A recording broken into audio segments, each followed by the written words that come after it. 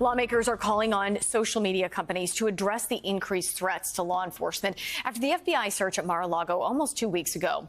House Oversight Committee leaders sent letters to 8 tech firms, including Meta, Truth Social, and Gab, just to name a few, urging them to take immediate action to address the surge in violent online threats. Now, it's unclear if those companies have responded to those letters as of right now. It comes just as of yesterday, a Republican candidate seeking a House seat in Florida, Luis Miguel, had his Twitter account permanently suspended after he tweeted that all Floridians would have permission to shoot FBI, IRS, and ATF agents if he's elected. Miguel announced the news of his suspension on the website Florida Politics. NBC News has not verified the reasons his suspension happened. Joining me now to discuss all of this is former FBI counterintelligence agent Peter Strzok. Peter, welcome in. Thank you for your time today. We want to break all this down. First of all, what is your reaction to the federal judge saying that he's inclined to unseal portions of the Mar-a-Lago search affidavit? Well, I think it's a little surprising in terms of this is not something that ordinarily happens. You know, of course, this is a search warrant, the first one of a former president of the United States. So I think there is arguably a compelling public interest in the case. But look, I think at the end of the day, that what the sensitive information in that affidavit, the things talking about the sources of information, all the things that the government believes to be true that they presented to the judge will be redacted. I think there may be some things where it talks about the crimes that are under consideration, the elements of those crimes. There may be things that are possible to be released, but at the end of the day, I think this is a judge being very cautious in a case that is extraordinarily prominent in the public debate, is likely to potentially be appealed. And so I think at the end of the day, he is going to rule on the side of the Department of Justice to keep that very sensitive information redacted and out of the public eye. Okay, on that note of sensitive information potentially being released, a Trump lawyer suggested this week that the surveillance footage of the FBI search of Mar-a-Lago should be made public. A Department of Justice released a statement yesterday saying, quote, "We would hope that it would only be provided in a format that obscures the faces and identifying information of law enforcement personnel." Do you believe that Trump will release that video, and how dangerous could that be if he does? Well, I think what the Department of Justice is asking is eminently reasonable. I mean, the fact of the matter is that we had a gunman attack the FBI Cincinnati field office. We've had other individuals charged by making threats to FBI agents. We have the judge who signed the search warrant having been identified and family members being doxxed and stalked online.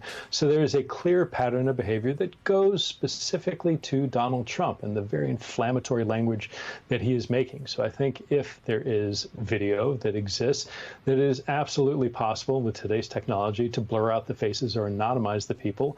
If they wanted to release it, it would certainly be very possible to see what they were doing, but to do that in a responsible way. The issue, of course, is that former President Trump is rarely responsible in many of the things that he does. His team released their copy of the search warrant, which contained the name of the agent who was the affiant on the search warrant, which was immediately released into far right-wing media. So it's anybody's guess what they'll actually release, but I would hope at a minimum, the identities of those agents and investigators were obscured. You'd hope that the president's team would understand that we're talking about lives here. Former Vice President Pence was also asked about the increased rhetoric against the FBI by the GOP on Friday while campaigning out with Chuck Grassley in Iowa. I want to play for you a little bit of what he said and get your reaction on the other side.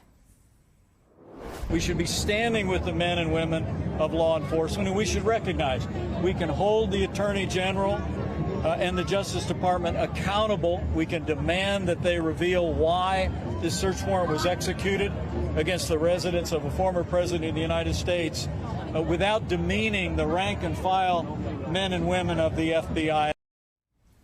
Simply put, Peter, will his party listen to him? No, I don't think so. I mean, there's nobody out there today who I think does not have the understanding that if Donald Trump gave that exact statement that Mike Pence just gave, that all of this would stop, that the temperature would decrease, that all this kind of violence that is emanating from all this hyper, heated rhetoric would slow down. We need the former president to do that. I have no expectation that he's going to do it. And as a result, I think we're going to continue to live and see a much greater level of threat going in and around all the law enforcement folks out there today. Now, Greg Sargent of the Washington Post also wrote about the dangers of a GOP-led House and what it could mean for future investigations of Trump should they take control in November. Are you concerned about that? What's your temperature on that? Well, I'm very concerned. I think that the folks in the Republican Congress are already talking about things they envision doing if and when they take control of either the House or Senate. There are a number of things, I think this idea that, well, we're going to defund the FBI is a little bit fanciful, but there's certainly things that they can do short of that, very targeted in terms of saying, we are not going to allow you to use funding for certain investigations or for certain categories of investigations. We can, they could seek to impeach Merrick Garland. They could certainly hold hearing after hearing after hearing. But I think what we should be prepared for is a level of destruction coming from a Republican Congress, unlike anything we've seen before, specifically targeting the January 6th investigations, but really going after anything seen as a threat to Donald Trump.